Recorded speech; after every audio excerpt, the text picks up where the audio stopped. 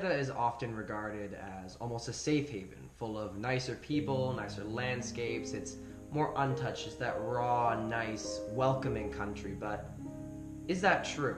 Canada has the same problems and similar ones as well. When we look back, Canada isn't talked about that much, and if it is, it's talked about almost in a positive light. Yet, Canada has its problems as well, and they're actually just as big. Why don't we learn about them that much? Even today, Canada is shown as the nicer place. Even on their $10 bill, on the back, they even list one of the Charter Rights of Freedoms, Section 15, that states, "Every individual is equal before and under the law, and has the right to the equal protection and equal benefit of the law without discrimination." Is that true in history? Not even close. Canada actually has its own deep racist history, with things like the Chinese head tax, assimilation and violence towards First Nations, and even a few branches of the KKK. In many ways, Canada was and still is just as bad in America. When America had things like segregated black and white schools and neighborhoods, Canada is well known for their residential schools.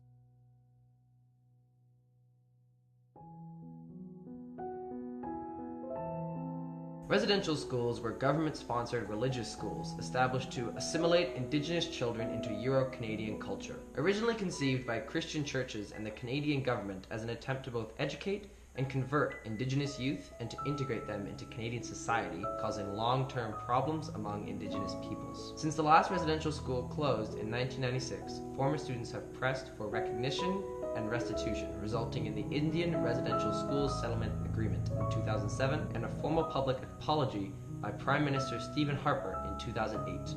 Mr. Speaker, I stand before you today to offer an apology to former students of Indian residential schools. In total, an estimated 150,000 First Nations, Inuit, and Métis children attended residential schools. 1996 wasn't that long ago, just a little over 20 years. That shows how recent these problems in Canada were. And that's not where the comparisons stop. Where America had anti-black propaganda and violent racism towards African Americans and a deep history of that, Canada had anti-Asiatic laws and racism or mistreatment towards Chinese workers.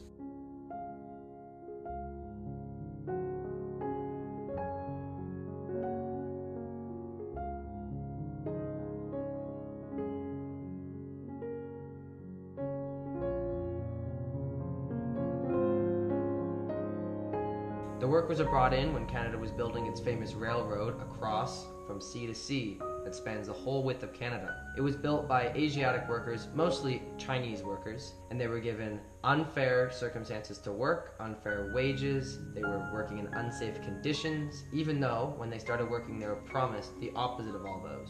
They were promised ample wages, but they got more segregation. But perhaps the most jarring thing about the racism towards Chinese people in Canada was the Chinese head tax. The Chinese head tax was levied on Chinese immigration to Canada between 1885 and 1923 under the Chinese Immigration Act. With few exceptions, Chinese people had to pay $50, later raised to $100, then $500 to come to Canada. This anti-Chinese legislation was the first in Canadian history to exclude immigration on the basis of ethnic origin.